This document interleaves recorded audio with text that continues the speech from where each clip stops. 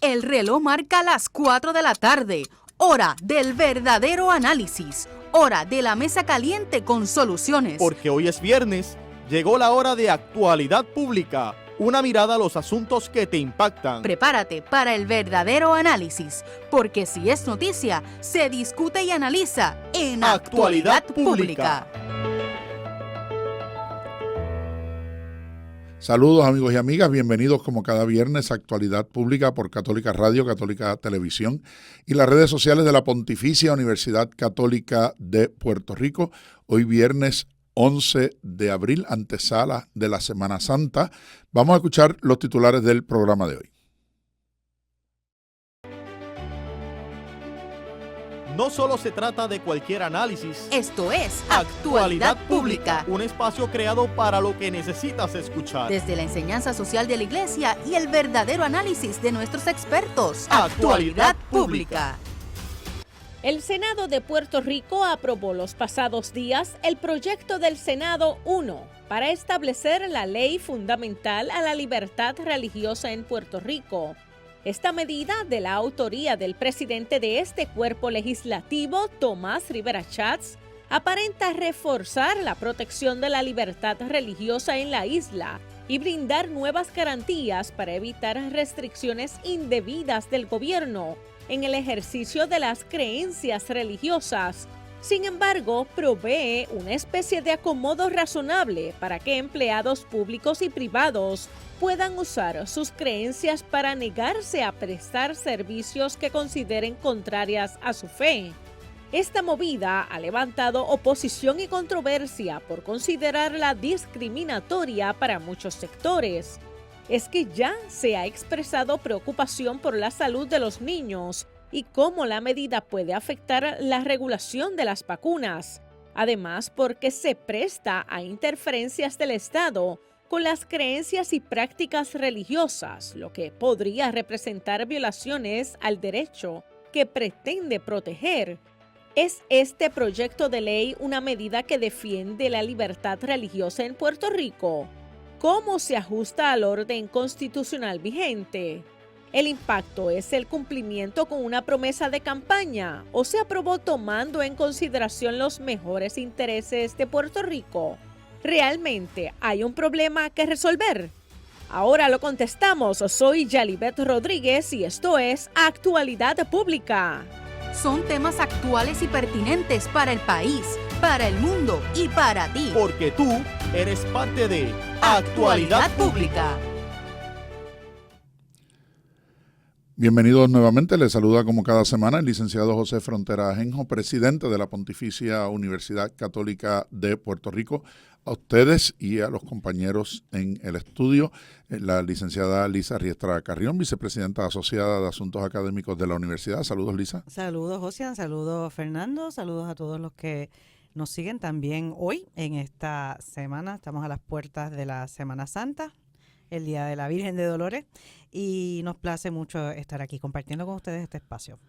Y el decano de la Escuela de Derecho, el licenciado Fernando Moreno Rama. Buenas tardes a quienes nos están escuchando, a Lisa y a ti, Josian, para tener una buena conversación en la tarde de hoy. Hace aproximadamente mes y medio me llamaron de un programa radial noticioso preguntándome sobre este proyecto de ley y mi impresión sobre el mismo. Y hubo un poco de revuelo en el aire porque yo planteé que me opongo al mismo y las razones y las motivaciones de por qué, lo que provocó que ese día varios medios más se interesaran por el asunto y incluso algunas reacciones de legisladores. El vicepresidente del Senado se expresó sobre mi posición, el presidente del Senado se expresó sobre mi posición. Algunas personas dentro de la propia Iglesia Católica se expresaron sobre mi posición, cuestionándose que cómo era posible que el presidente de una universidad católica tuviera reparos con un proyecto que se llama Proyecto de Libertad Religiosa, de protección del derecho fundamental de la libertad religiosa. Todo parecía indicar que el Senado iba a aprobar sí o sí el proyecto. Se aprobó esta semana con la oposición de las delegaciones minoritarias políticas en el Senado y va camino a la Cámara de Representantes, donde parece que va a tener el mismo balance, y la señora gobernadora ha dicho que lo va a aprobar. Vamos a tratar de entender un poco este proyecto, y la primera pregunta que yo me hago, y una pregunta que siempre invito a mis estudiantes a hacerse cuando examinamos en la escuela proyectos de legislación, es ¿cuál es la necesidad de un proyecto? Si uno lee el proyecto, yo todavía no he encontrado nada en la declaración de política pública, tampoco he encontrado nada en las disposiciones generales del proyecto que ya no esté resuelto y dispuesto por la jurisprudencia que interpreta la primera enmienda de la Constitución de los Estados Unidos, cuando habla de que el Estado no podrá establecer ninguna religión oficial, consagrando así el principio de la libertad de creencia y de la libertad de culto, o en la jurisprudencia que interpreta la sección 1 del artículo 2 de nuestra Constitución, cuando consagra la libertad de culto y la completa separación entre iglesia y Estado. Por lo tanto, no entiendo cuál es la necesidad de un proyecto de ley para proteger algo que ya está protegido por el máximo rango posible, que es el rango constitucional. En esa misma línea, me preocupa que el legislador piense que puede legislar sobre un derecho fundamental, porque en la misma medida que hoy legisla para protegerlo, una vez se siente que puede legislar sobre él, mañana puede legislar para limitarlo y controlarlo, aunque estaría sujeto a lo que en derecho nosotros llamamos el análisis estricto o el escrutinio estricto, de demostrar que no había un medio menos razonable de lograr un propósito legítimo que no fuera la interferencia con ese derecho. Y el que lea el proyecto dirá, pero eso es lo mismo que dice el proyecto. Sí, pero eso es lo mismo que dicen todos los casos de derechos fundamentales. O sea que no estamos añadiéndole nada al asunto. Lo que sí, y me parece que por ahí es donde viene la cosa, de la intención del legislador y de una promesa de campaña de la mayoría legislativa, es tratar de utilizar este concepto para intervenir en la discusión que hubo sobre las vacunas y que sigue habiendo sobre la vacunación.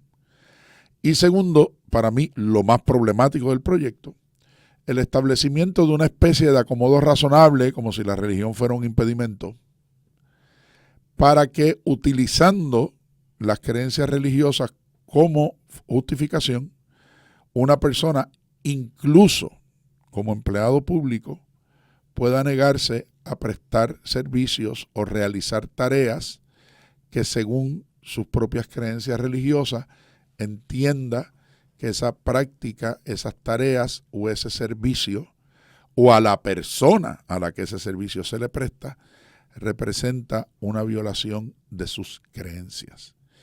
Y eso, aunque el proyecto dice que no debe utilizarse para el discrimen, abre unas interrogantes grandísimas que pueden significar privación de servicio, algunos de ellos esenciales. 2, riesgo a la salud pública general, porque cuántas creencias religiosas en el tema particular de las vacunas no están realmente basadas en pseudociencia, adoptada por algunas creencias religiosas para justificar sus actuaciones. O tercero, incluso, ¿qué va a pasar cuando haya que dirimir entre dos personas que practican la misma religión? ¿Quién de ellos tiene razón? ¿Se va a meter el Estado en resolver el problema? ¿Se va a meter el Estado a lo que la propia cláusula del non-establishment de la Constitución Federal prohíbe? ¿O pensar que solamente los que afirmamos una creencia religiosa tenemos libertad religiosa? Porque eso no es así. Los que no creen, su libertad religiosa es la libertad de no creer. Y cuando sea el que no cree, el que se niegue a darle servicios a alguien que cree por el hecho de creer. Uno de los dos tiene más derecho que el otro. Y por ahí, esa es mi primera apreciación y mi primer acercamiento para dejar establecido de entrada por qué me preocupa el proyecto y por qué pienso que el proyecto, aun cuando se apruebe, es un mal proyecto y trae más problemas de los que aparentemente quiere resolver. Lisa. Quizás evocando el que la libertad religiosa es un derecho fundamental. Esto también lo afirmó Juan Pablo II, ¿verdad? Que siempre me ha llamado la atención en sus escritos. De nuevo, la Iglesia trata de servir como altavoz del ser humano, ¿verdad? De los derechos fundamentales del ser humano. Y San Juan Pablo II ponía como entre los derechos fundamentales más importantes el de la libertad religiosa. Digo, me sorprendía porque veo también entre los derechos fundamentales, pues unos que tienen mayor valor que otros, ¿verdad? Como una jerarquía. Obviamente el derecho a la vida es fundamental, porque sin vida pues tampoco vas a poder tener los demás derechos como el de la libertad religiosa. Pero sí, quizás también pensando en que San Juan Pablo II sufrió gobiernos comunistas, ¿verdad? En los que se privó a la ciudadanía de esa libertad religiosa, pues quizás era especialmente sensible con ese derecho y en muchos de sus escritos habló de como uno fundamental. Pero llama la atención el título de este proyecto número 1 del Senado, que es Ley del Derecho Fundamental a la Libertad Religiosa en Puerto Rico. Yo no sé si los compañeros, ¿verdad?, comparten esto conmigo, pero la palabra fundamental evoca para mí el fundamentalismo religioso. Entonces, ¿por qué? Digo, cuando ya, como ha dicho el presidente, existe ese derecho, ¿verdad?, básico en nuestra Constitución, que es la libertad religiosa, ¿por qué usar esa palabra, verdad? Y me pregunto, porque pues se le corre la mente a uno, tendrá que ver con un cabildeo por parte de ciertas iglesias, ¿verdad?, que a veces tienen pues un poder económico y pues, quizás también contribuyeron a muchas o a ciertas campañas y pues tampoco se contribuye a cambio de nada, pues están, pues no sé, presionando para que entonces se lleve a cabo esta legislación, ¿verdad? Pues no sabemos, ¿verdad? Pero nada, usar ese vocablo es como lo primero que me llama la atención y por eso resalto. Y lo mismo, pues en esa exposición de motivos del proyecto del Senado, pues hay de nuevo un énfasis en el tema de la vacunación, ¿verdad? Y lo mismo, si miramos esto en el contexto actual, la emergencia por la pandemia reciente, ¿verdad?, por COVID-19, se declaró ya terminada, ¿verdad? Que sí, que hubo muchas lecciones que aprender y hubo controversia, se entiende, pero como cuestionaba el presidente, ¿cuál es la necesidad en estos momentos de aprobar una ley como esta? Máxime cuando tiene un vocabulario que es contradictoria de por sí, ¿verdad?, en su redacción, ¿verdad? Por una parte indica que no discrimina, pero puede tener unas consecuencias que lleven al discrimen, ¿verdad? Pueden haber personas que digan, bueno, ya que estás tocando el tema de la pandemia, pues hay tanta preocupación de padres de familia y estas teorías, ¿verdad?, que mencionaba el presidente, de que esa aprobación de la vacunación contra el COVID fue muy rápida por la emergencia. Por otra parte, hay que pensar en que hay una responsabilidad por parte de quienes fabricaron la vacunación, ¿verdad? Y pues tampoco pues van a estar buscando comercializar algo que conlleve un riesgo, ¿verdad?, para la ciudadanía en general. Pero sí entiendo que hay preocupaciones, personas que teorizan que posiblemente y de nuevo, pues hace falta esa evidencia científica y conclusiones más firmes, ¿verdad? Que, por ejemplo, pues, no sé, antes de vacunar a mi hijo, pues no tenía ningún problema de salud y después de recibir la vacunación, pues empezó a tener pues rasgos de X, Y, Z o síntomas de tal condición, ¿verdad? Bueno, pues son teorías, ¿verdad? Pero de nuevo, como dice el presidente, hay que ver las consecuencias y a qué puede llevar esta aprobación de este proyecto, elevándola a ley, y los problemas constitucionales que podría acarrear. Fernando. Estoy de acuerdo con Lisa. A lo mejor no tenemos que pasarle el título del proyecto para descifrar sus verdaderas razones, pero los derechos fundamentales están contenidos en un solo sitio. Y eso es en la Carta de Derechos de la Constitución. Si el derecho no está ahí y no ha sido reconocido por el Tribunal Supremo, como ha pasado en Estados Unidos, que hay derechos que no están expresos, pero el Tribunal Supremo los ha reconocido, pues no podemos llamarle derechos fundamentales, y la Asamblea Legislativa no tiene el poder de crear derechos fundamentales. Eso habría que pasar por un proceso constitucional. La historia del derecho a la libertad de culto en Estados Unidos, yo creo que nos puede dar unos indicios de por qué el Estado no debe entrar a regular más allá de lo que ya está escrito en la Constitución de los Estados Unidos o en la Constitución de Puerto Rico, como señalaba Frontera hace unos minutos.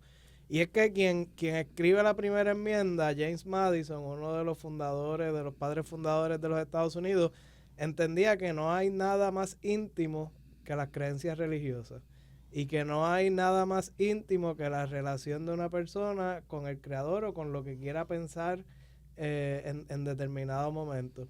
Y que por tanto establecer religiones oficiales del Estado o legislar para que cuestiones morales religiosas sean parte de lo que está en los libros y con lo que tengamos que cumplir todos, no por el bien público, sino porque es la creencia de un grupo en particular, pues él dice, eso viola mi derecho a la conciencia. Y de hecho en la Constitución de los Estados Unidos están juntos el derecho a la libertad de expresión y el derecho a la libertad de culto, porque es esa misma idea de pensar, de que cada individuo piense libremente en qué cree, en cómo se relaciona y en qué dice a los demás, en qué información opta por compartir o por no compartir, ¿verdad? Porque igual uno puede practicar las creencias religiosas abiertamente o no, ¿verdad? Que no sepa tu mano izquierda lo que hace la derecha. Así que ese fundamento básico de la Constitución americana yo creo que nos da unas pistas. Dice, cada cual que crea lo que crea, el gobierno no se va a encargar de establecer ese tipo de decirle a la gente cómo pensar y particularmente cómo pensar en materias que son religiosas. Por la misma fundación del país, de Estados Unidos, ¿verdad? Del país, y como yo creo que se había mencionado en un episodio anterior, en Estados Unidos cada una de las 13 colonias tenía una religión oficial. Había colonias que eran anglicanas, había colonias católica, que eran católicas, habían colonias que eran de diferentes denominaciones.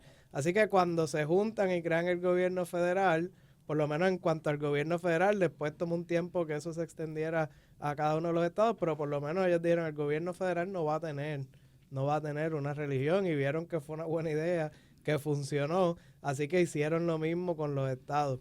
Más recientemente el Papa Francisco dio una entrevista bastante larga a unos periodistas que la publicaron en un libro, y él atiende todos los temas difíciles de la iglesia en este momento, el rol de la mujer, el rol de las comunidades gay, lesbianas, transexual, etcétera.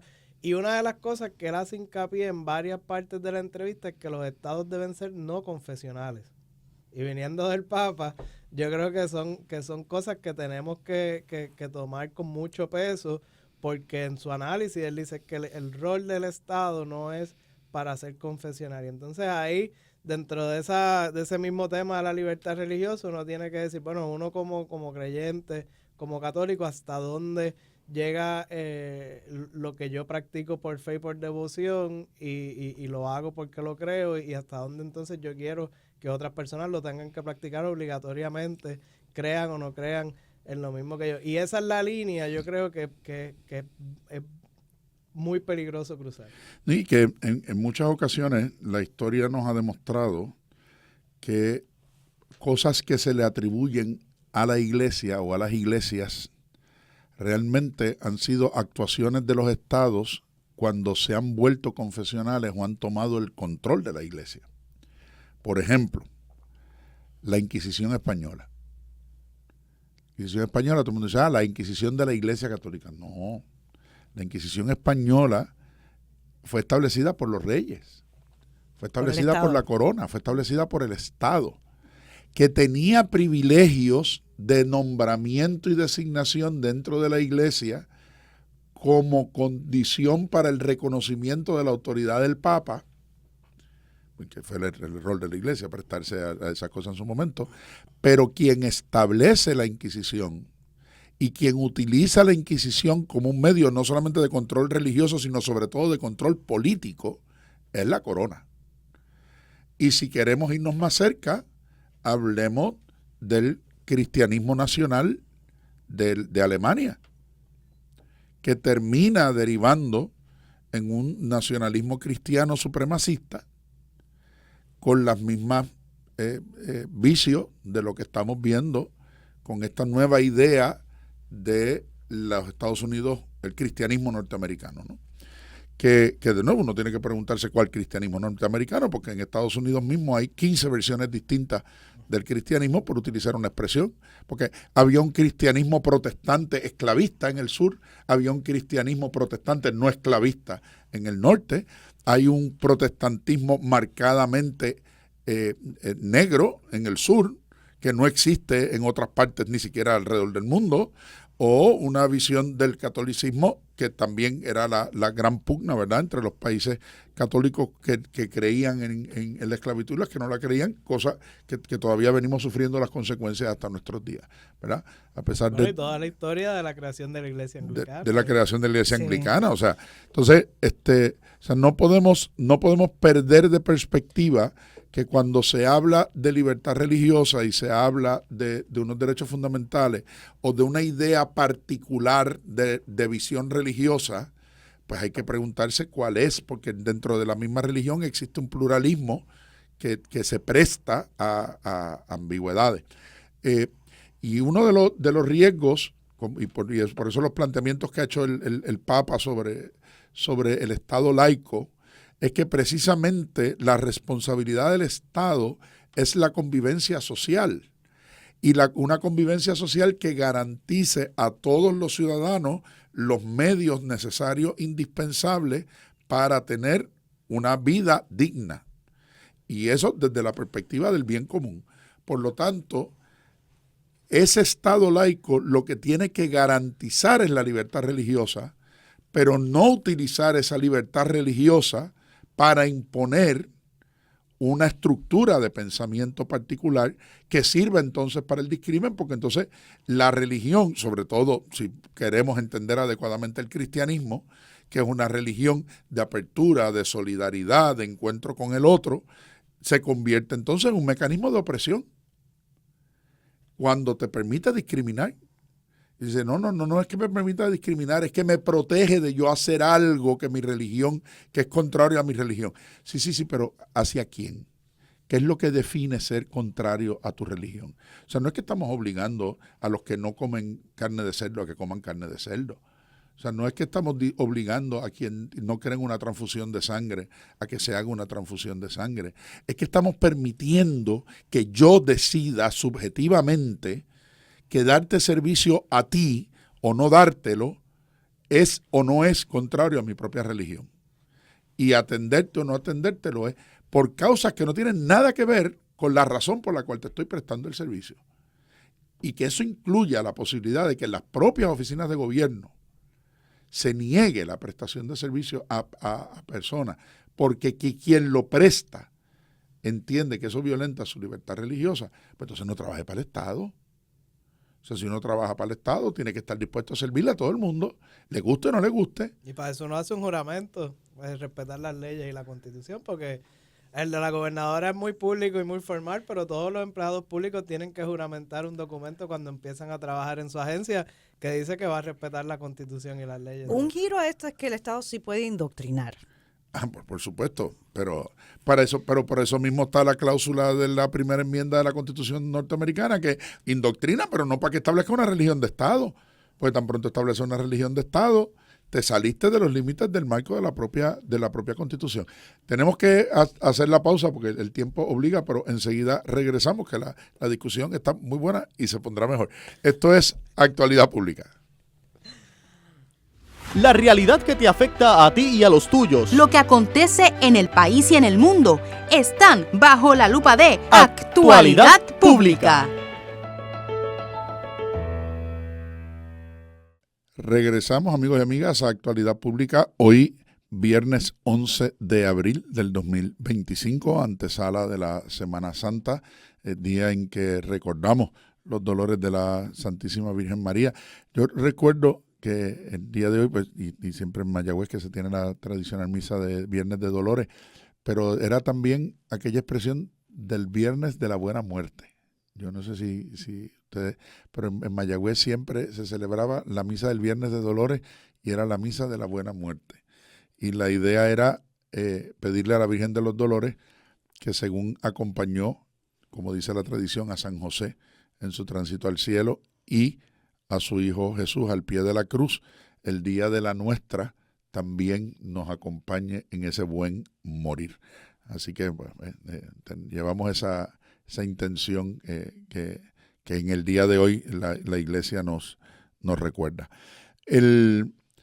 Estamos discutiendo en el programa de hoy el proyecto de ley que ya aprobó el Senado y que esta semana ha estado ante la consideración de la Cámara sobre libertad religiosa, que es un proyecto que, si uno mira, el otro día yo veía en las redes sociales un checklist de las cosas que decía el proyecto y yo le dije, y el checklist se veía muy bonito.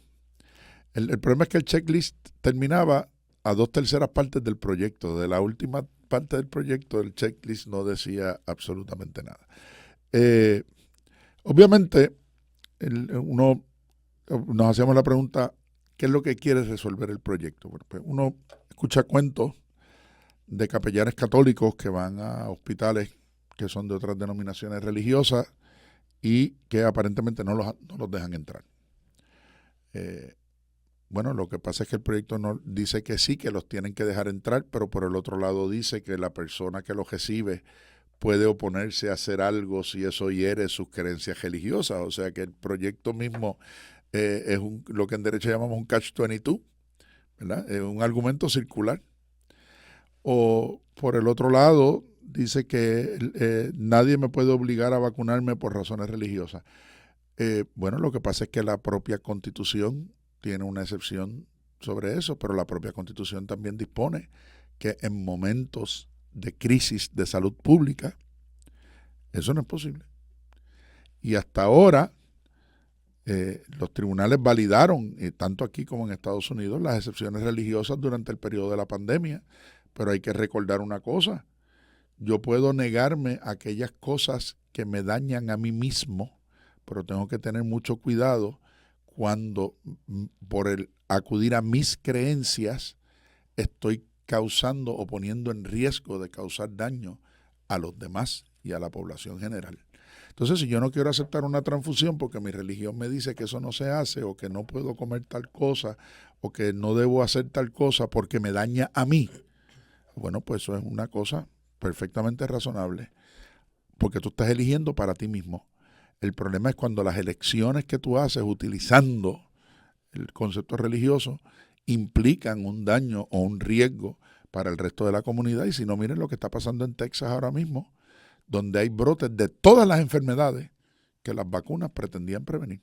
Y ahí hay que hacer, desde el punto de vista legal, ¿verdad?, una aclaración, porque a pesar de que se trata de derechos fundamentales, como discutimos en la primera parte del programa, ningún derecho, por más fundamental que sea, es ilimitado o es irrestricto. Así que si el gobierno tiene un interés apremiante de lograr algo, como es el erradicar ciertas enfermedades porque tenemos los medios y la tecnología para hacerlo, ese interés del Estado de que toda su población esté saludable y de salvar niños de morir del sarampión porque tenemos una vacuna que funciona, va por encima del derecho constitucional que sea en ese caso. Así que por más ley que diga que la vacuna y la cosa, pues igual si hay un interés apremiante del Estado y está la ciencia y están los estudios que validan el funcionamiento de una vacuna, de un tratamiento, de un medicamento, pues el Estado puede imponerlo, independientemente de la creencia religiosa de cada cual. Y va a pasar por ese examen, si llegara el caso a los tribunales. Lo que es preocupante es lo que mencionaba Frontera al principio de la pseudociencia. Y el otro día yo escuché a la gobernadora hacer una expresión por la línea de acá, es que cuando son vacunas nuevas, como pasó con el COVID, pues ahí como que puede haber más desconfianza. Y bueno, en el medio de la pandemia, cuando estábamos todos encerrados en las casas y había una necesidad urgente de retomar los centros de trabajo, los centros de estudio, retomar la cotidianidad de una manera segura, pues la vacuna es la vacuna, ¿verdad? Y se hicieron los estudios, se hicieron más rápido de lo que por lo general se hace, pero era una emergencia, ¿verdad? Así que ese cuestionamiento así como superficial de que eso se hizo muy rápido y cuestionar el trabajo de miles de personas y de las agencias que estaban ahí validando que ese experimento y que la vacuna fuera efectiva, pues a mí me parece que hay que ser bien cuidadoso con eso y hay que ser más cuidadoso aún al decir, no, es que mi creencia religiosa X o Y pues no quiere esa vacuna, porque yo nunca he visto que se haga un decreto de qué vacunas sí están permitidas y qué vacunas no están permitidas desde el punto de vista religioso, aunque recuerdo que durante la pandemia sí hubo unos cuestionamientos de la iglesia desde el punto de vista moral de tratar y probar, experimentar esas vacunas o algunos medicamentos con fetos o con células madres, ese tipo de cosas, que ahí hubo un debate, pero luego de eso la iglesia fue clara y dijo, esta es la vacuna y si la consigues, pon el brazo y que te pinchen lo más pronto posible. Y la realidad en cuanto a eso, que esta vacuna era nueva en función de la enfermedad que trataba. Que era nueva también. Pero no la ciencia detrás de esa vacuna, porque las vacunas se desarrollan de dos metodologías, ¿verdad? O te inoculan el virus en una dosis bajita para que el cuerpo genere sus propios anticuerpos, o es una variación, ¿verdad?, de la genética del virus para uno poder responder, que es el caso de esta segunda vacuna. O sea,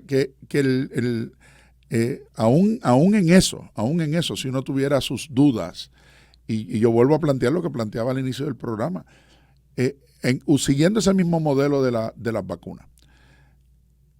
Y si dos personas dentro de la misma religión no se ponen de acuerdo sobre un asunto, y uno reclama y el otro no le quiere reconocer, porque eso pasó en los colegios católicos.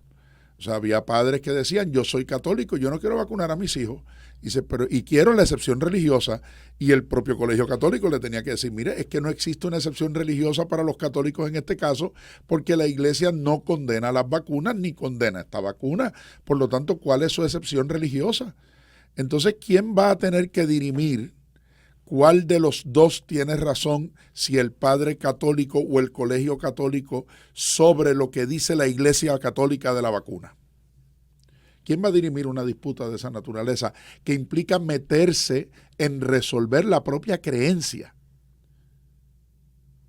Entonces, ¿qué va a hacer el Estado? ¿Referirlos al foro religioso? O citar a los obispos de perito. O citar a los obispos de perito al tribunal. Entonces termina metiéndose en lo que el propio proyecto dice o alega que no se va a meter, y dice, no, vamos a respetar el criterio de la autoridad religiosa. Pero ¿y quién es la autoridad religiosa cuando dos autoridades religiosas no se ponen de acuerdo en el mismo tema? Y entonces, la iglesia no ha hablado tampoco claramente de todos los temas, ¿verdad?, que a veces se quieren achacar como religiosos. Claro. Hay ciertos temas. Y lo que decía la pena Fernando, de muerte, por ejemplo. Lo que decía Fernando en la pausa, o sea, una vez tú invocas el dogma, pues se acabó la discusión, pero ¿cuál es el dogma? Porque tampoco todas las iglesias tienen una estructura dogmática concreta. O sea, si a mí alguien me pregunta cuál es el dogma de la Iglesia Católica, pues yo llevo el catecismo de la Iglesia Católica, y lo que dice el catecismo de la Iglesia Católica es, en esencia, ¿verdad? No es todo lo que la Iglesia quiere, pero es un buen resumen de la posición de la Iglesia explicada sobre los temas. Pero ¿cómo tú haces eso en toda la diversidad de iglesias cristianas al margen de las iglesias históricas? Porque pues uno puede decir, los presbiterianos, los bautistas, los adventistas tienen una línea común, ¿verdad?, de ideas, pero ¿qué tú haces con todas las iglesias? No quiero usar una frase ofensiva, pero en mi tiempo les decían la iglesia de Marquesina, porque aquí es más fácil sacar una licencia de ministro religioso que de muchísimas otras cosas. Entonces, ¿cuál es el sustento teológico o el sustento dogmático? No basta con decir que es una religión. Mire, eso lo probaron unos estudiantes nuestros de la Escuela de Derecho. El absurdo de eso lo probaron unos exalumnos nuestros de la Escuela de Derecho cuando incorporaron en Puerto Rico la iglesia del espagueti volador. Que, por cierto, tuve una seria disputa con ellos cuando lo hicieron. Pero era lo que me decían. Pero mire, decano, es que nosotros, para poder casar, o tenemos que pasar la reválida de notario, o tenemos que ser jueces. Pero yo inscribí la iglesia del espagueti volador y me inscribí como el líder religioso y al otro día tenía licencia de registro demográfico para casar. Entonces queremos probar un punto, queremos probar hasta dónde llegan algunos de los absurdos en esto, y algunos de ellos públicamente se han arrepentido de haberse metido en ese revolú, pero es eso, o sea, cómo yo determino en esos elementos.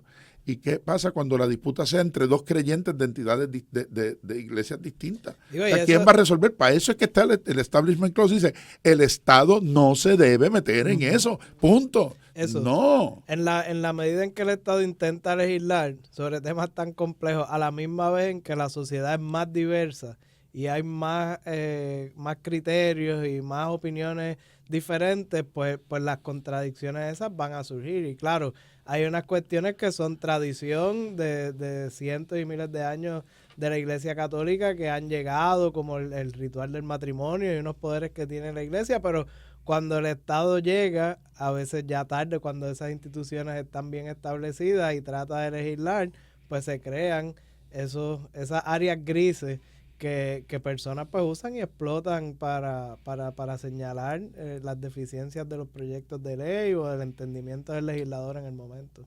Aquí estamos hablando de esa tensión también entre esa libertad del ciudadano, ¿verdad?, que el gobierno pues respeta o busca respetar, y el bien común, que incluye la paz, la seguridad, que a veces hay tensión entre esos dos no voy a decir extremos o puntos, ¿verdad? El gobierno pues ha de buscar ese balance. Y pues la libertad religiosa, pues quizás también hay distintos entendimientos de lo que significa, pero volviendo de nuevo también a esa doctrina, a las enseñanzas sociales de la Iglesia y escritos también de San Juan Pablo II,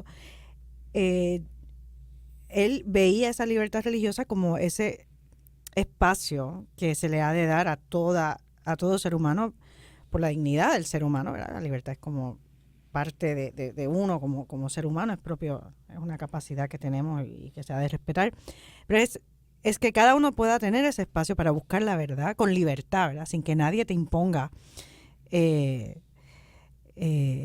pues un culto específico, ¿verdad? Sino que sí, que tú encuentres la verdad y entonces pues tomes esa decisión de a quién vas a adorar, a quién vas, ¿verdad?, a seguir.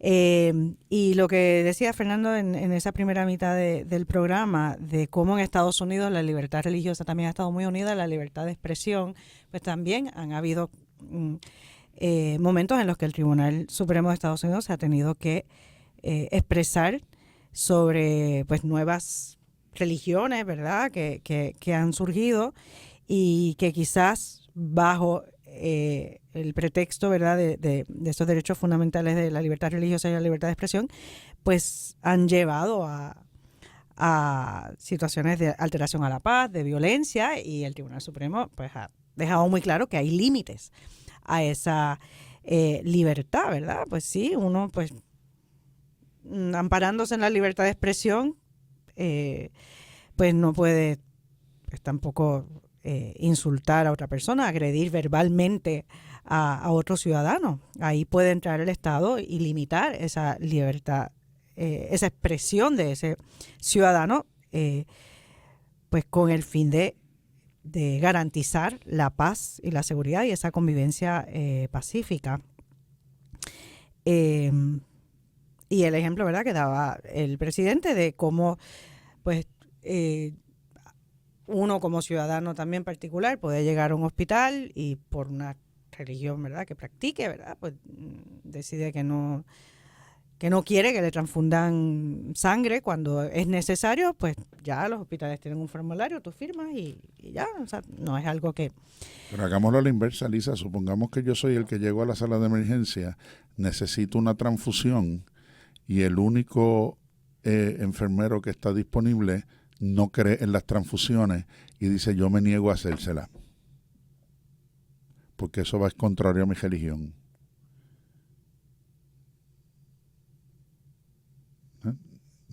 De eso estamos hablando. Sí, esta ley permite eso. Bueno, la ley dice que yo me puedo oponer, me puedo negar a hacer cualquier cosa que atente contra mi creencia religiosa. ¿Qué es cualquier cosa? Estás abriendo las vías para una demanda, claramente. Bueno, pero es que la ley me lo permitió. Sí, sí. O sea, le puedo infligir daño al otro. Dice, yo no le estoy causando daño. No le estoy infligiendo daño. Claro que le está infligiendo daño. Porque cuando tú dejas de prestarle un servicio esencial para su vida, porque tu religión te dice que de eso no lo puedes hacer. Bueno, pues, o sea, perdóneme. Sí, Diga, sí. Frontera está planteando un ejemplo absurdo. No, señor. Es que lo que es igual no es ventaja. Según yo puedo decir, no me la pongan a mí porque mi religión me lo prohíbe. Si el proyecto me permite no hacer cosas que atentan contra mi creencia, pues si mi religión no lo permite, yo tampoco lo hago. Y eso es un buen ejemplo. En mis clases yo le digo a los estudiantes, no podemos ver los derechos como unas fincas bien delimitadas con una verja que tú sabes dónde empieza y dónde termina. Porque por ahí se dice mucho, mis derechos empiezan donde terminan los tuyos, una cosa, y eso no es verdad. O mi libertad es hasta donde... Los derechos van a estar en conflicto y el ejemplo que da Frontera es excelente porque es el derecho de uno a la vida, a un tratamiento médico adecuado en una emergencia versus el derecho de una persona a practicar sus creencias religiosas, y entonces en un balance de intereses quisiera pensar uno que va a prevalecer siempre el derecho a la vida y al tratamiento médico adecuado, pero esa conceptualización... Pero lo que resuelve se murió el paciente. Sí. Por esa conceptualización de mi derecho es esta finca y nadie puede entrar ni salir de ahí sin mi autorización, y es una equivocación conceptual de cómo funcionan este tipo de cosas y cómo se relacionan los derechos de nosotros que en determinados momentos pueden ser contradictorios. Definitivamente. Sí, Y te agradezco esa frase porque yo se lo digo a mis estudiantes. Esa misma frase en el curso de introducción dice eso de mis derechos empiezan donde terminan los tuyos y viceversa. Señores, no. De lo que se trata el derecho y de lo que se trata el Estado y de lo que se trata la sociedad es de la convivencia de esos derechos hasta los límites en que no infligen los del otro. Entonces no es que terminan uno donde chocan los del otro, pues entonces ninguno tendría, o los míos estarían subordinados a los tuyos. Uh-huh. No. Es la convivencia adecuada de esos derechos en un balance de intereses razonables hasta donde ninguno de los dos le pueda provocar daño al otro.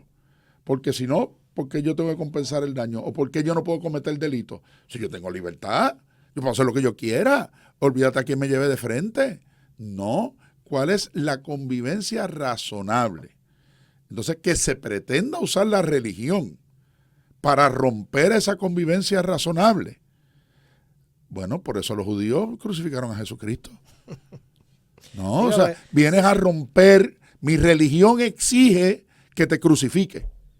Benito Juárez tiene que le atribuyen una frase que dice: el respeto al derecho ajeno es la paz. Y yo creo que esa es la conceptualización que uno quiere tener sobre el asunto.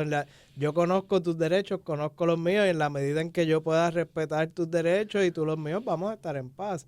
Pero eso no quita el eventual conflicto que va a surgir. Y ahí pues hay que dirimir esos conflictos en un tribunal o en el foro pertinente. Pero de nuevo, eso de que es una finca y aquí están las colindancias o la frontera y entro y salgo, pues no. Y la neutralidad del Estado debe buscar resolver esos conflictos, pero desde la neutralidad precisamente, ¿no?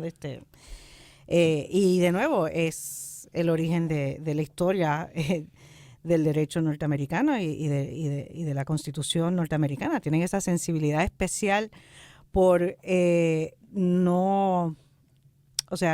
configurar la Constitución de modo que no hubiera un establecimiento de una religión, porque precisamente se fundó la nación americana por una serie de individuos que estaban huyendo también de una persecución religiosa, ¿verdad? Y de nuevo, el origen del luteranismo, pues también muchas personas en vida de Lutero, muchos príncipes, reyes, vieron en el luteranismo una forma de unificar territorios que no estaban unificados, y entonces, ¿cómo? Pues uniéndose a Lutero y creando también unos estados confesionales, ¿verdad?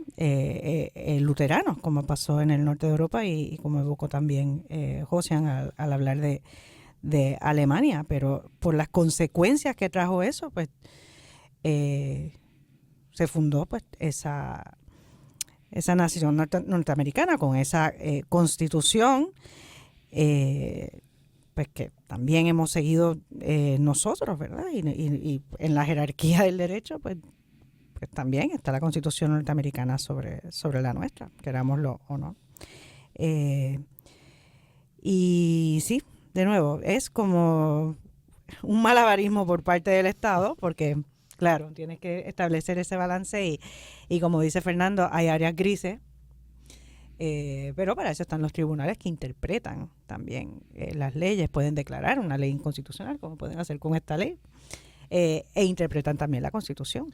Y hay un tema que yo creo que no hemos traído a la mesa, pero es la cuestión de tratar de traer temas y debates que se están dando en Estados Unidos que tienen que ver con este tipo de cosas, que no replican igual porque no son preocupaciones ni problemas que tenemos en Puerto Rico por cuestiones culturales, de idiosincrasia, que la gente no toma issue como si están tomando en Estados Unidos. Entonces tratar de traer este tipo de temas y forzar esa discusión en Puerto Rico, pues así mismo se siente, ¿verdad? Como algo importado que no es un issue. Que nos pilla lejos, ajeno. Hemos vivido bastante bien y es lo que decía Frontera al principio, ¿cuál es el problema que esta ley quiere resolver? Porque si no hay un problema, pues estamos perdiendo el tiempo. El derecho sigue la vida, se supone. Y las horas de muchos funcionarios públicos allí en el Capitolio que están trabajando con estos proyectos. Y que no resuelve ninguno y crea más. que es lo que yo pienso que es lo más absurdo de todo esto. Y lo más interesante, y algo que Lisa traía al principio cuando hablaba de los fundamentalistas, es que los que tuvieron la preocupación de que se hablara de completa separación de iglesia y Estado en la Constitución de Puerto Rico y que se consagrara no el non-establishment como está en la Constitución Federal, sino una cláusula distinta, que es la cláusula de libertad de culto, fueron los protestantes, porque en Puerto Rico, durante el régimen español, había religión de Estado, era el catolicismo, ¿verdad? Y no se podía practicar otra religión, incluso todavía en España, hoy en día, no es que haya una religión de Estado, pero para tú ser reconocido como religión, no basta con decir yo soy religión.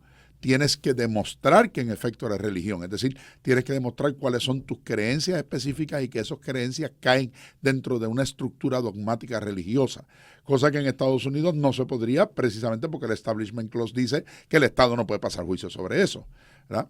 Entonces ahora vemos que los que propician esta entrada continua del Estado en los temas religiosos y de exigirle a la gobernadora una reunión a principio de gobierno. La primera reunión sectorial que tuvo este gobierno la tuvo con la iglesia protestante.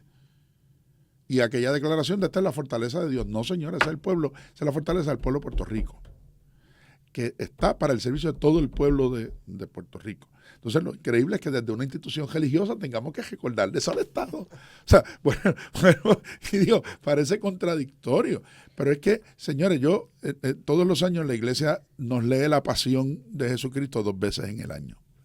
Nos las lee en el Domingo de Ramos, lo hará este domingo, y cada Domingo de Ramos lee la del ciclo que corresponde. Así que este año escucharemos a Lucas.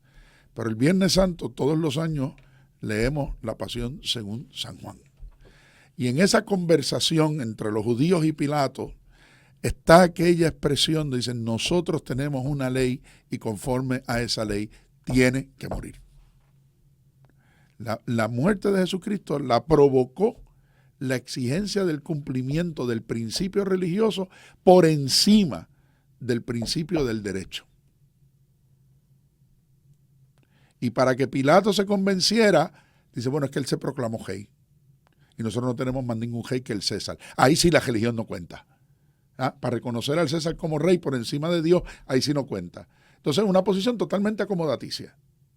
Y nosotros vamos a permitir que a través de un proyecto de ley que pretende proteger la libertad religiosa, se utilice la religión como motivación para oponerse al bien común y para oponerse a la convivencia social que el Estado debe procurar. Por eso el llamado del Papa que el Estado tiene que ser un Estado laico donde esa convivencia de creencias se pueda dar, porque lo contrario, como decía Lisa, se convierte en adoctrinamiento e imposición. Y la libertad no se respeta ni se protege imponiendo fundamentalismos. Todo lo contrario. Ese es el primer atentado contra la libertad religiosa, es la imposición de los fundamentalismos. Y de eso la historia ya nos ha enseñado suficiente como para seguir en esa. Yo pienso, ¿verdad? Y por eso me reitero, como dije al principio, lo dije hace mes y medio y lo sigo diciendo, y los compañeros tienen total libertad de pensar distinto como yo, pero ese es el peligro detrás de este proyecto, y vamos a ver las controversias que van a surgir después, que ahí es donde entra el tema. Pero el tiempo no nos deja para más, pero sí queremos desearle a todos que tengan una hermosa Semana Santa, que aprovechemos este espacio precisamente para agradecerle al Señor el sacrificio de su propia vida, que es la que permite que nosotros tengamos la nuestra y la tengamos en abundancia, pero que sobre todo no olvidemos que la muerte del Señor no se quedó en esa cruz, sino que la gloria de su resurrección es anticipo de la que todos nosotros esperamos conforme a su misericordia, y que podamos un día celebrar con gozo todos esa Pascua y esa nueva vida a la que Él nos llama y nos invita. Por supuesto, el viernes próximo, siendo Viernes Santo, no estaremos aquí con ustedes, pero ya la otra semana, Dios mediante, como de costumbre, nos volveremos a encontrar aquí en Actualidad Pública. Feliz Pascua para todos.